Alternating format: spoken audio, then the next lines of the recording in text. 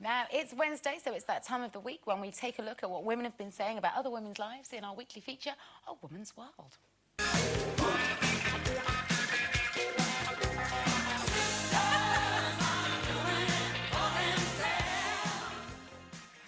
Jane McDonald's changed since this weekend. As that came on, she went... Take it to the bridge, Jane. Yeah. Just got down with the kids then. Okay, get yourself back up again. Okay, first up, have a little look at this, ladies. This is Cristiano Ronaldo's new underwear ad campaign. He's taken it from David Beckham, wouldn't you know? And journalist Lydia Slater says it doesn't appeal to women because Cristiano looks far too perfect, and worse still, he would undoubtedly require a similar level of commitment to the body beautiful from his partner. So do we agree? Speak for yourself, whoever said that. Well, you see...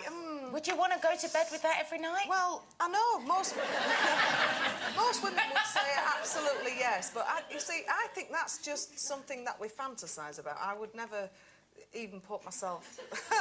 I was going to say up against that, but that's the wrong thing, isn't it? I like a man who likes a pie. I want someone who's going to grab my love handles and have the same thing going on with him, so that I don't have to breathe in all night or lie on my back like that all night. You know, so I'd like someone who's sort of similar to me. I couldn't live up to that. No, it's quite intimidating, isn't it? Well, I'm very lucky because those people who know who I'm married to know that Tim has got that very similar... He came on the show in came on the show as a Chippendale or a chipmunk, I think he said that he was. No, I would... oh, God, they're so far apart, it's untrue. I would like to... You're right. I'd like to have jiggy jigs with that one, no. for sure, for like a night, or 7 or 8. But I think the actual having it as a partner, it wouldn't be because I'd get sick of that six-pack, because I so wouldn't. But I do agree what she says about the level of commitment. I think that with that kind of physique goes... well, Gary's coming on, he'll tell us, because he's quite fit, isn't he? With that comes maybe a certain vanity. Yeah. And I know that with a lot of guys that I've met who have that body... That's a bit unsexy, isn't it? It is a little bit unsexy, and I just couldn't cope with them not being around to help me with the dishes and that, because they were always You at the girls gym. make me laugh, because not one of us would turn that down. Oh, I would. Turn it down. I can honestly tell you, that does nothing for me. Liar. Yeah, no, especially with... He's got a funny face as well, hasn't he? Oh, well, I'm not looking at his face. We're not looking at the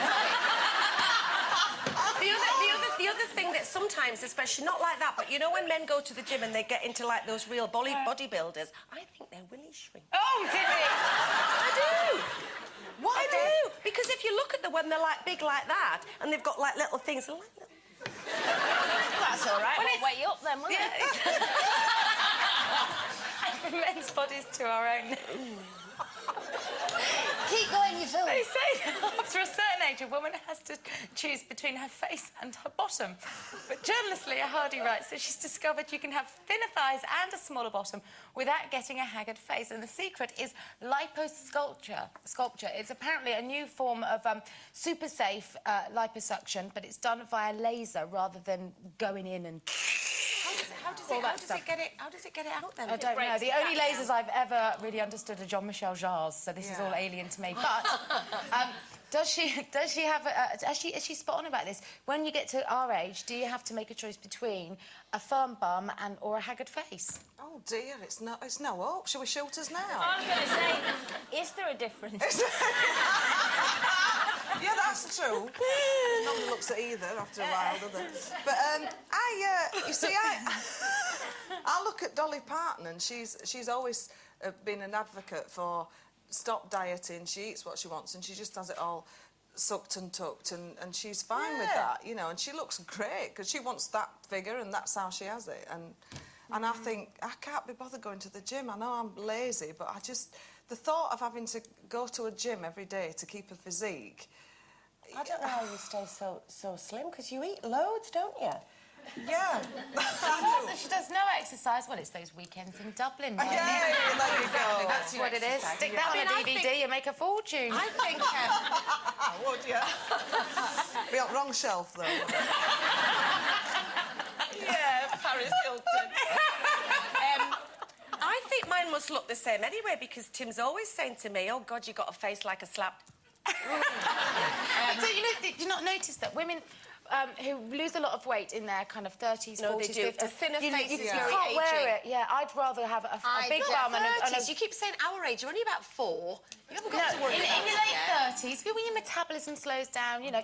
Listen, on my notes at hospital, I was listed as a geriatric mum. Thanks. Oh, well. Yeah. Good, isn't it? No, Well, you are. so I'm one of you ladies. I definitely wouldn't have the liposuction. Well, yeah. A, because I'm a coward, and B, because I'm just worried about all the side effects and all of that. And this is lasers, Col. It's not like a little Hoover going up your bum. I'm definitely not having it then. Aren't you thinking of colonic irrigation? I also think that, let's be honest, 90% of the time, all of this is covered, and they've got great underwear out there that can lift your bum up and all of that. But this is always on show, so I think it's more important to take care of that, which I'm going to start doing at some point. But at the moment, I can't be bothered. OK, and... Sweating. I'm not. Finally, I know it's quite warm in here, isn't it? Maybe it's that time in our life, Cole. Finally, a recent study has revealed that there are 600,000 older females in Britain who are spinsters, widowers or divorcees, and apparently they've never been happier. But journalist Ariel Levy says the fact that older females are referred to as spinsters undermines any kind of positive message that this study offers. It is kind of a dirty word, isn't it, spinster? So it got us to thinking, what do you think that you could... Oh, gosh, I can't even speak. It's fine, love, it's fine. Can you be a spinster and be happy in as much as can you be old and single and happy? Oh, God, yes. Yeah. You know, my mother was widowed very early in life. She was only just 61 that time. And I used to think she's going to be lonely, she needs another partner. She was so used to being with my father, you know, blah, blah. And she says, no, I'm having the time of my life now because I've got nobody else to worry about. I don't have to be in at a certain time to have the dinner on the table. And she can go off on holiday, she can stay up, watch TV if she wants. And she's probably had, although she misses my father, don't get me wrong, but she's also got a freedom now that she never had for all those years when she was bringing up 3 children and a job and looking after... So I don't see it's a bad thing now. And I spent quite a long time single before I met Ed. And I did love every minute of it. And I think it's because we're more financially stable now. That gives women... There's not such a stigma attached to being older. Yeah. And women can do a lot. Well, yeah, I mean, you could have a great time, couldn't you? 20-odd years ago, the term spinster was applied only to women who had never married and, you know, had chosen that path in their life, or you were a widower. And I think now there's so much more choice out there, and it's, you know, a lot of women are in their 50s and 60s and 70s single because that's their choice. Yeah.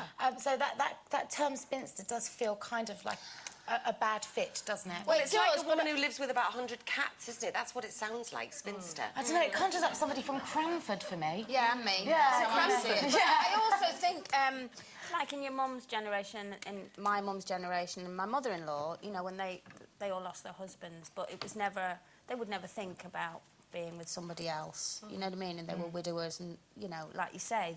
They carried on having a good life, but most of...